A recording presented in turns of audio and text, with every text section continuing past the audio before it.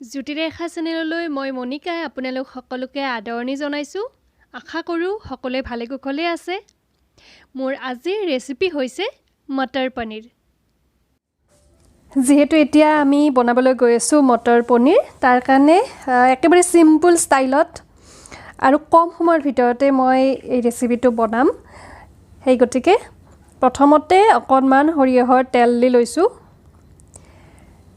এতিয়া তেলখিনি ভালদৰে গৰম হ'ব লাগিব। এতিয়া ইয়াতে দি লৈছোঁ ডালচেনি, লগতে ডাঙৰ ডাঙৰকৈ কাটি থোৱা দুটা মিডিয়াম আকাৰৰ পিঁয়াজ,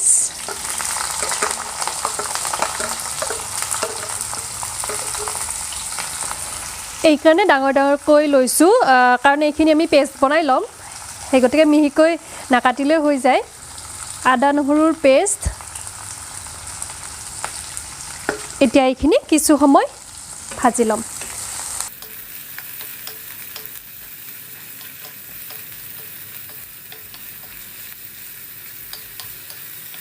ইয়াৰ পিছতে মই দি লৈছোঁ দুটা ডাঙৰ বিলাহী, এইখিনিও মই ডাঙৰ টুকুৰা কৰি লৈছোঁ।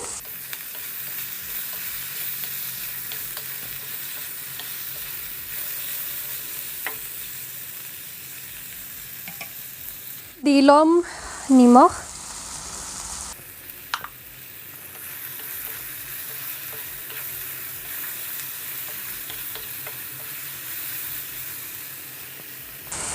এতিয়া 2 মিনিটমান সময় এই পিঁয়াজ আৰু বিলাহীখিনি কোমল হোৱালৈকে আমি ভাজি ল'ম। এইখিনি প্ৰায় কোমল হৈ গৈছে।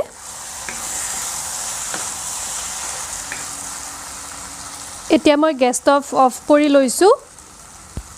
আৰু তাৰ পিছত মিক্সাৰ জাৰ এটাত দি এইখিনি ভালদৰে পেষ্ট বনাই ল'ম।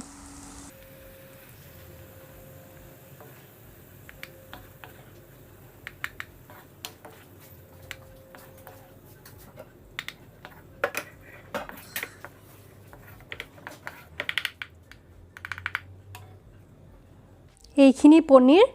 আৰু এতিয়া বহুত ৰেচিপিত মই পনীৰটো নভজাকৈয়ে দিওঁ, তেনেকুৱাকৈ ভাল লাগে, বাটাৰ পনীৰ হওক বা চাহী পনীৰ হওক। কিন্তু এইটো যিহেতু মটৰ পনীৰ হয়, সেই গতিকে অকণমান ভাজি দিলে পনীৰটো অকণমান ৰঙচুৱা হ'লে খাই ভাল লাগে, যিহেতু এইটো ক্ৰিমি টাইপৰ ৰেচিপি নহয়। সেই গতিকে মই এই পনীৰটো অকণমান ভাজি ল'ম। সৰিয়হৰ তেল দিছোঁ,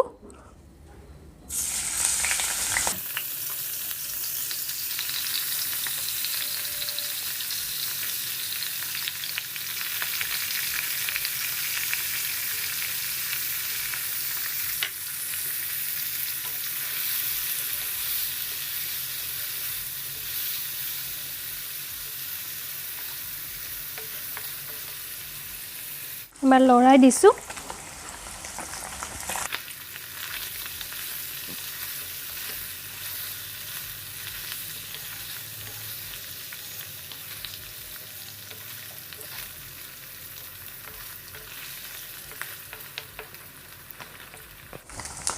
হৈ গৈছে পনীৰখিনি।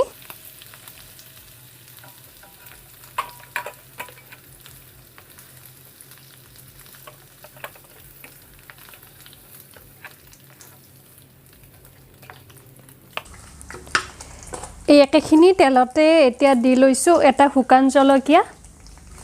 তাৰপিছত দি ল'ম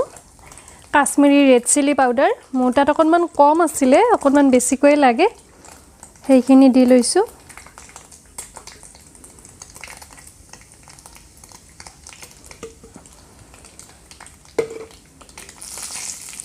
এতিয়া পিঁয়াজ আৰু বিলাহীৰ পেষ্টখিনি দি ল'ম ইয়াতে।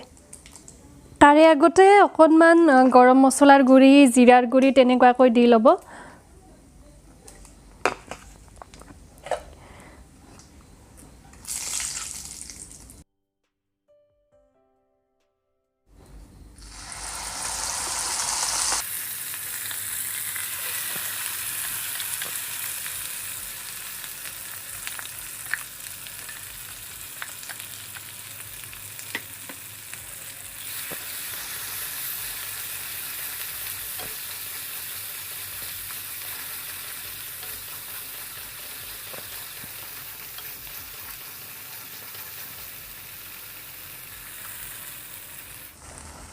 অকণমান দি লৈছোঁ নিমখ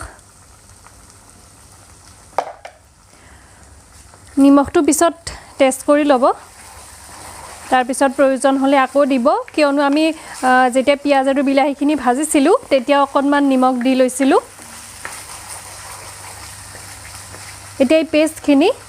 2-3 মিনিটমান সময় মিডিয়াম ফ্লেমতে আমি ৰাখি দিম এতিয়ালৈকে এই ৰেচিপিটোত আমি মেইন বস্তুটো দিয়াই নাই যেটো হৈছে মটৰ এতিয়া মটৰটো নিজৰ হিচাপত দি ল'ব মই সৰু বাটিৰে এবাটি দি লৈছোঁ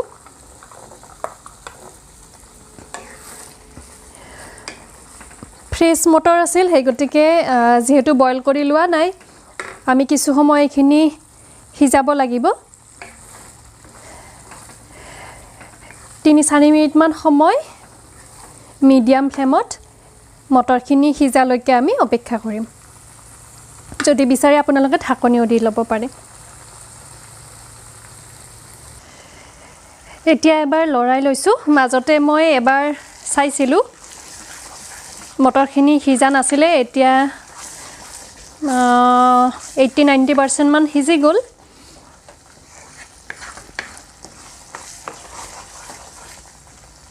ইয়াতে অকণমান পানী দি লৈছোঁ তাৰে আগতে মই আপোনালোকক এটা কথা জনাওঁ এইখিনি হৈছে গোটা জিৰা মই অকণমান পানীত তিয়াই ৰাখিছিলোঁ তাৰ পিছত পিচি লৈছোঁ একেবাৰে মিহিকৈও পিছা নাই দৰদৰা হৈ থকাৰ নিচিনাকৈ আধা মিহি কৰি পিচি লৈছোঁ বহুত ভালদৰে মিহি কৰা নাই আৰু লগতে দুটা কেঁচা জলকীয়া দুটা দি লৈছোঁ লগতে এই জিৰা গুড়িখিনি যিখিনি মই পিচি লৈছোঁ সেইখিনি দি লৈছোঁ এইটো মই মাৰ পৰা শিকিছোঁ একেবাৰে শেষত আদা নহৰুৰ পেষ্ট বা জিৰাৰ গুড়ি অকণমান গোটা জিৰা পিচি এনেকুৱাকৈ দিলে খাবলৈ বেছি টেষ্টি হয় সেই গতিকে মই গোটা জিৰা পিচি মাংসত হওক বা এনেকুৱাকৈ মটৰ পনীৰ হওক দিওৱে সেই গতিকে আপোনালোককো দেখুৱালোঁ জিৰাৰ যিটো আমি গুড়ি কিনিব পাওঁ সেইটো টেষ্টতকৈ এনেকুৱাকৈ গোটা জিৰা পিচি দিলে বেছি টেষ্টি হয় আৰু শেষৰ পিনে দিলে সেই গোন্ধটো অকণমান ৰৈ যায় যিবিলাকে মানে জিৰাৰ গুড়িৰ গোন্ধটো ভাল পায় মানে জিৰাৰ গোন্ধটো ভাল পায় তেওঁলোকে দিব পাৰে এতিয়া মই ইয়াতে অকণমান পানী দিম পানীটো নিজৰ হিচাপত দিব মই বহুত বেছি পনীয়াও নকৰোঁ বহুত বেছি গাঢ়ও নকৰোঁ সেই গতিকে এবাটিমান পানী দি লৈছোঁ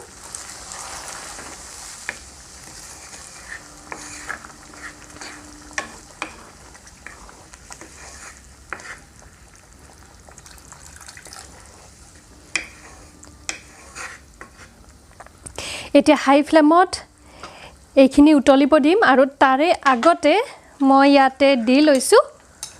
পনীৰখিনি যিখিনি পনীৰ ভাজি ৰাখিছিলোঁ সেইখিনি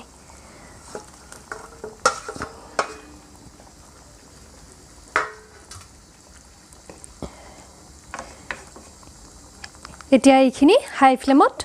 উতলি থাকিব দিম 2 পৰা 3 মিনিট সময় এইখিনি প্ৰায় হৈ গৈছে এতিয়া একেবাৰে শেষত দুটা কাম আছে সেই দুটা হৈছে মোৰ তাত কচুৰি মিঠি আছিল সেই অকণমান দি লৈছোঁ ইয়াৰ লগতে এই বতৰৰ ধনিয়া নিদিলেনো কেনেকুৱা হ'ব সেই গতিকে ধনিয়া অকণমান কাটি লৈ ইয়াতে দি লৈছোঁ এইটো সময়ত ধনিয়া নিদিলে ৰেচিপিটো আধৰুৱা নিচিনা হৈ থাকে সেই গতিকে অকণমান ধনিয়া দি